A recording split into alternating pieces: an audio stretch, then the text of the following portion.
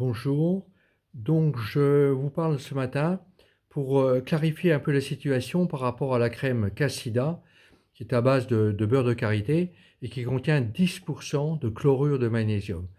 Alors, j'ai des très bons retours, d'autres qui sont, un ou deux, qui sont pas bons du tout parce qu'ils n'ont pas l'indication. C'est-à-dire qu'il y a une personne qui a été traitée avec du cure acné pendant une année, donc un acné, et qui n'a pas d'effet. Il ne faut pas se faire d'illusions s'il n'y a pas d'allergie et qu'on est traité par un acné, surtout avec du cure acné qui a l'ancien Roaccutane, donc avec des effets secondaires potentiels, on n'est pas dans la même situation. Donc il faut bien avoir des allergies ou une allergie ou des allergies pour pouvoir utiliser une crème à base de chlorure de magnésium. Et donc j'ai parlé de 10%. Enfin, on a le pourcentage exact.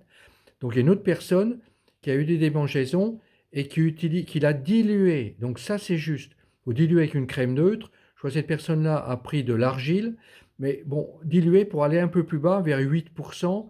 Et ça c'est à voir selon les personnes.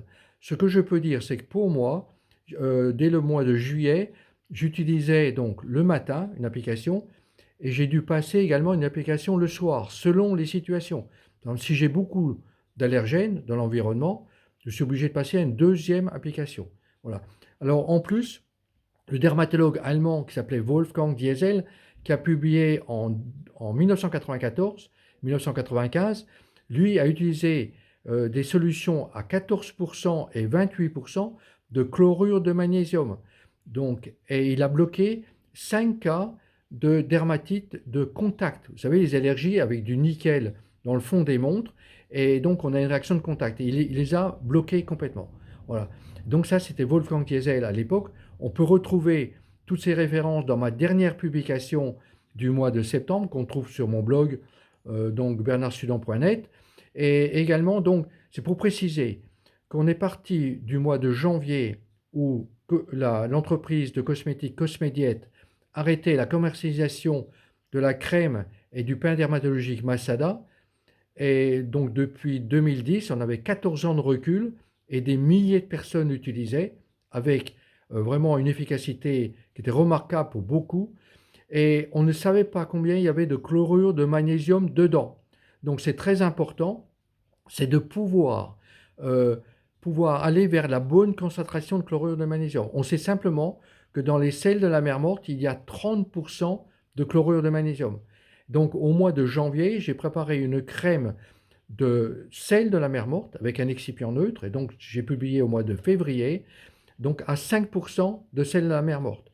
Donc si on arrive à la concentration en chlorure de magnésium, on arrive à 30% de 5%, ça fait 1,5%. Vous voyez, donc il y a de la marge entre 1,5% et puis 10% pour la crème Cassida. Donc ça se joue à ce niveau-là. Mais je ne peux pas intervenir pour chaque personne ayant donc une réaction par rapport au facteur de l'environnement qui est différente.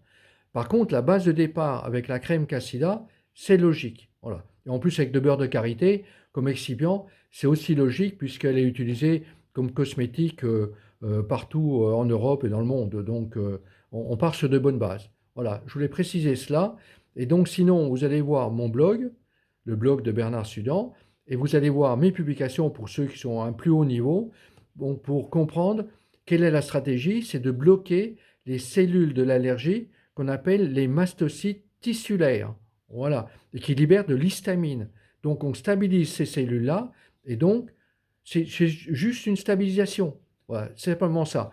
Et par rapport à d'autres produits qui arrivent sur le marché, des crèmes qui, elles, vont bloquer, on appelle ça des inhibiteurs, par exemple de la janus kinase, qui est une enzyme, ou des inhibiteurs de la phosphodiesterase 4, et dont les effets secondaires sont potentiels, et l'efficacité, on n'en parle même pas, parce que là, vous savez, en phase 3, avec tellement de recul, si quelque chose n'est pas efficace tout de suite, c'est pas la peine. Voilà. Bon, j'espère avoir été assez clair. Et puis, bon, je vous tiens informé de la suite des événements, donc par rapport à plus de monde qui utilise cette crème Cassida à 10% de chlorure de magnésium. Merci de votre attention. Bonne journée.